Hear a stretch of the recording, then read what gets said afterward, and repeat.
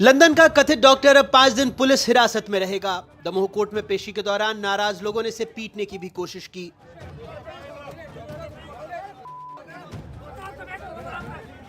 अपने आप को पत्थर बताते हुए इसके द्वारा मानव जीवन के साथ खिलवाड़ किया गया है। इसके द्वारा ना डिग्रियां होने के बावजूद भी इसके द्वारा इलाज किया गया उस संबंध में, और यहाँ तक कि 7 लोगों की जान जा चुकी इस मामले में। नाराजगी जायज थी। गरीब हो, पुलिस अधिकारी चाहे पूर्व विधानसभा अध्यक्ष डॉक्टर एन जॉन किम, इस नाम के पीछे छिपा था कथित मौत का सौदागर। एनडीटीवी की इस एक्सक्लूसिव जांच में हम खोलेंगे उस फर्जी डॉक्टर का राज जिस पर न सिर्फ मरीजों की जान लेने बल्कि सिस्टम को भी ठगने का आरोप है। डॉक्टर ने ईसीजी वगैरह की और उन्होंने बताया कि कोई नए डॉक्टर आए हैं जॉन एन केम, उनको बुलाते हैं। जब तक हम लोग संबंधित लोग थे परिचित, उन लोगों ने ये बताया कि वो डॉक्टर तो फ्रॉड था। तो आधे घंटे के अंदर डेट हो गई थी, मगर वो घुमाते रहे। आधा घंटा बाद कर लगे दूसरा अटैक आ गया, सक्सेस नहीं हो। लोगों ने कुछ नहीं बताया, हम लोगों ने कहा कि भाई हमको देखना है। और एनडीटीवी को जो सीसीटीवी फुटेज हाथ लगी है वो शातिर ठग की कहानी खुद बयां करती है। ये शख्स अस्पताल में कभी अकेला नहीं आता था, साथ होता था एक बाउंसर जो एक सूटकेस उठाए चलता था। अस्पताल का दावा है कि इसी सूटकेस में पोर्टेबल इको मशीन भी थी जो आज गायब है। इसकी चोरी की शिकायत दमोह कोतवाली में दर्ज हो चुकी है। वो हमारी पोर्टेबल इको मशीन ले गए जिसकी कीमत 5 से 7 लाख रुपए है। इसकी शिकायत हमने दमोह कोतवाली में भी की। 11 फरवरी 2025 आखिरी बार जब ये कथित डॉक्टर होटल से निकला। मिशन अस्पताल को छोड़ चुका था। होटल से निकलते वक्त इसके चेहरे पर शिकन नहीं बल्कि आत्मविश्वास दिख रहा था। शायद उसे यकीन था कि एक बार फिर वो सिस्टम को चकमा दे जाएगा, लेकिन वो पीछे छोड़ गया था कई सवाल, कुछ मौतें और कई टूटे हुए भरोसे। मेरे हाथ में वो डिग्री, वो दस्तावेज है जिसके बूते नरेंद्र जॉन केम 18 साल तक अलग अलग अस्पतालों में नौकरी करता रहा। नॉर्थ बंगाल मेडिकल कॉलेज से एमबीबीएस की डिग्री, पौंडीचेरी यूनिवर्सिटी से डीएम कार्डियोलॉजी, और ये आंध्र प्रदेश मेडिकल काउंसिल में उसका रजिस्ट्रेशन का सर्टिफिकेट।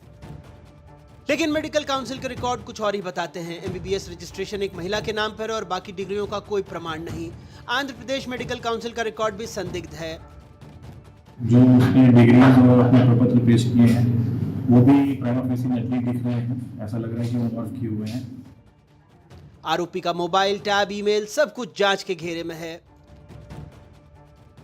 मोबाइल, उसके टैब और सब चीज़ों की भी हम फोरेंसिक जांच कर रहे हैं कि उसमें और क्या चीज़ें इसने, जैसे कुछ उसके ईमेल्स हैं उनके बारे में भी हम जानकारी प्राप्त कर रहे हैं। उसने कहीं कहीं पिछले 7-8 साल से ज़्यादा प्रतीत हो रहा है कि लगातार अपना रूप बदल के और फर्जी डॉक्टर के रूप में काम कर रहा था। ये कहाँ से ये काम सीखा है, कहाँ कहाँ काम किया है, और कहीं पर कोई दुर्घटना इस प्रकार की हुई है तो उस संबंध में उसका बयान लिया जाएगा। मेडिकल टर्म्स पे एक क्वेश्चन तैयार कर रहे हैं।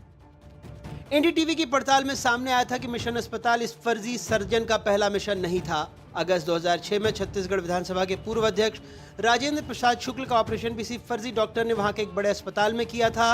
उस ऑपरेशन के बाद 8 मरीजों की मौत हुई थी। तब भी जांच में सामने आया था कि उसके पास सिर्फ एक एमबीबीएस डिग्री है और वो भी फर्जी। वो कैथेड्रल डालने के दरमियान ही हमको ये लगा कि कुछ प्रॉब्लम उनको आ रही है डॉक्टर को। मेरे परिवार और वहाँ के जो लोकल डॉक्टर और संबंधित लोग थे परिचित, उन लोगों ने ये बताया कि वो डॉक्टर तो फ्रॉड था। हॉस्पिटल के मैनेजमेंट ने हम लोगों को ये विश्वास दिलाया था कि doctor Vikramaditya Yadav London return है डॉक्टर हैं और बहुत हार्ट सर्जरी कर चुके हैं और बहुत ही क्वालिफाइड डॉक्टर हैं। तो हमारे सामने उस अपोलो मैनेजमेंट के ऊपर अविश्वास करने का कोई कारण नहीं था। गवर्नमेंट के लेवल पे इस पर कार्रवाई होनी चाहिए और उसकी क्या कहते हैं, या तो विधानसभा की कमेटी के द्वारा या एक्सपर्ट्स के द्वारा एक जांच कराई जानी चाहिए।